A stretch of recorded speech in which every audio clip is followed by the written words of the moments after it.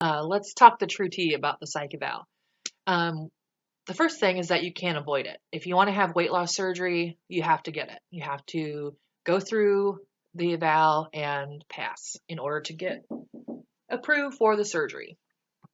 So, yeah, I was quite nervous about it pre op, and I wanted to just take this opportunity to maybe assuage some of your fears.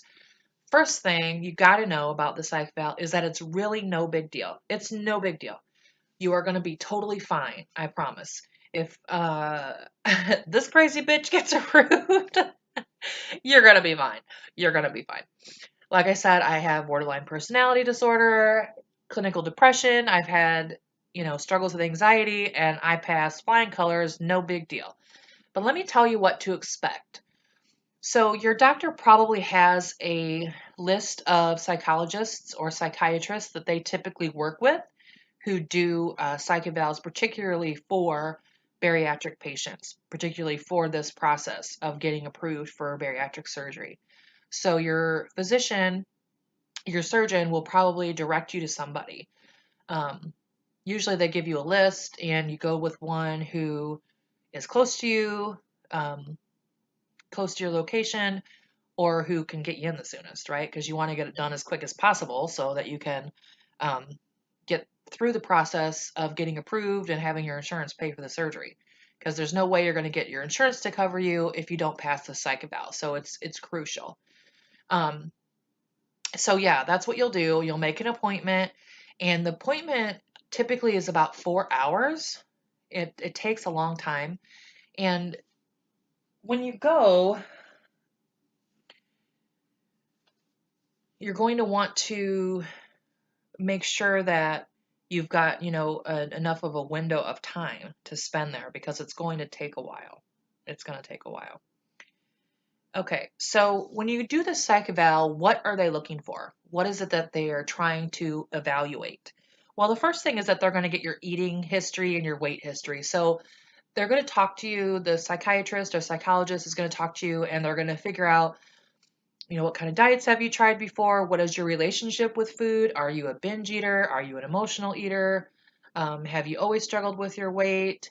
Did you put on weight because of some kind of trauma in your life or an illness? Or have you been chronically overweight? They're going to want to figure out all of those things.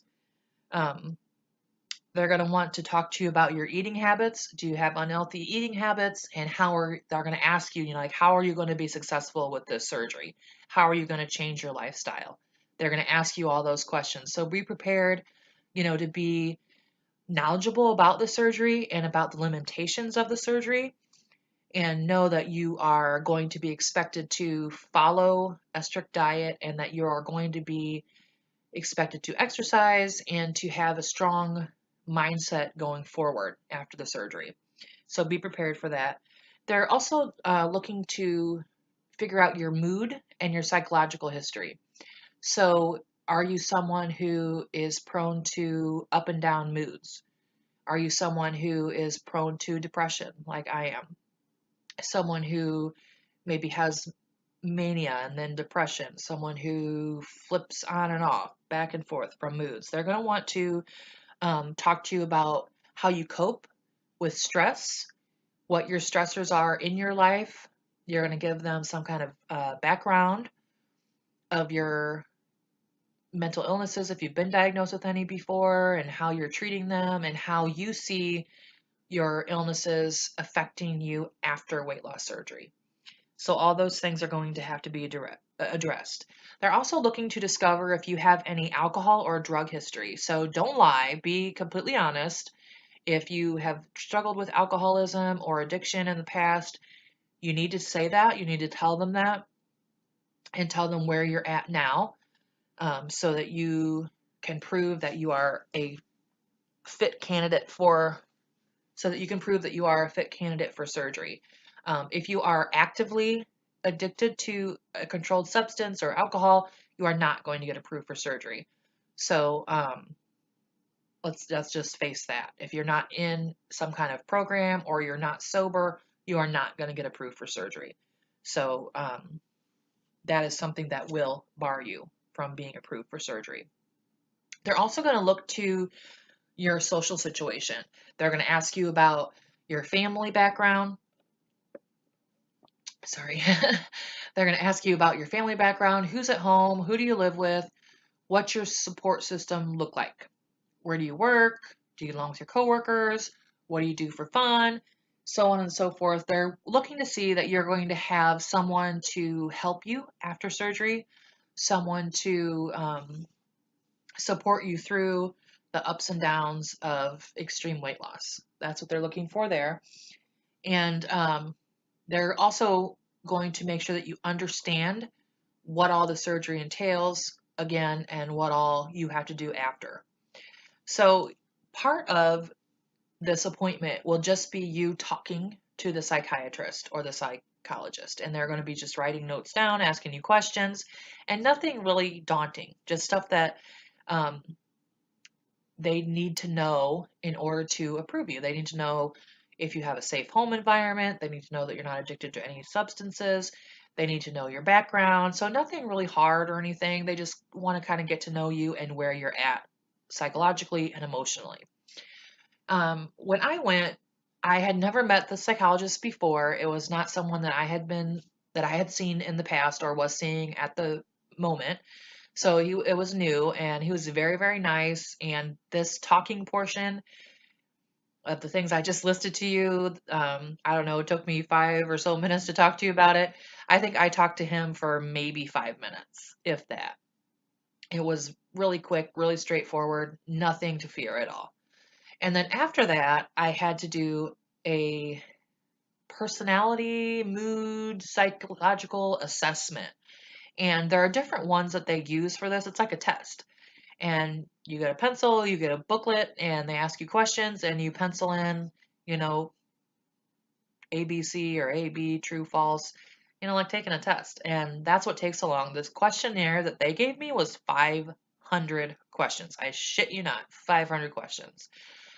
And they were just questions that you could tell were about your personality. So whether you are prone to anger, prone to depression, questions about your relationship with food, questions about your relationship with your family, your parents. Um, so yeah, and maybe I'm nuts, but I really, well, you know, I am. uh, but I really kind of liked it. I'm a nerd. I like questionnaires. I was an English major, so that kind of stuff doesn't bother me. I actually kind of enjoyed it. I really did. I really had kind of fun in the process. Yeah, it was kind of long. It was really fucking long, really. But it was kind of fun. And after it was over, the psychologist kind of just ran it through the computer, and then he told me that I was prone to depression, which I already knew. But he did tell me that I really didn't need to be taking any anxiety meds anymore because it did not show that I had any kind of, trouble with anxiety according to the questionnaire that he gave me. So that was kind of cool. So I learned a little bit of something about myself, and it was easy peasy. It really was not daunting at all. And then after it was over, he submitted a letter to my physician, and I found out in a day or two, yeah, you passed, you're fine. Now, the doctor told me, before I left, he was like, you did fine. So I knew that I had passed it. I don't think he actually used the words you passed, but I think I don't know if it's like a legal thing or like he's not supposed to say that because he did not use those words that I remember, but he was like, you're fine. You're totally fine. So I knew that everything was fine.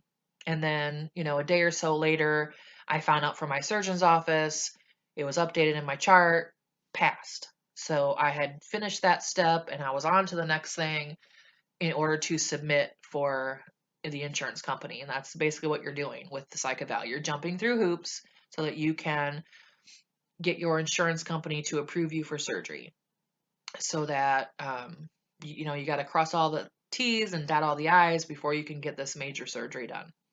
So, moral of the story is don't stress about it. You're gonna be fine. This crazy bitch passed. You're gonna be fine.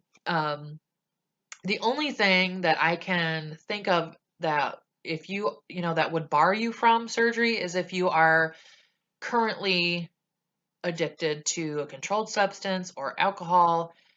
You're probably not gonna, no, not probably, you are not gonna get approved for surgery.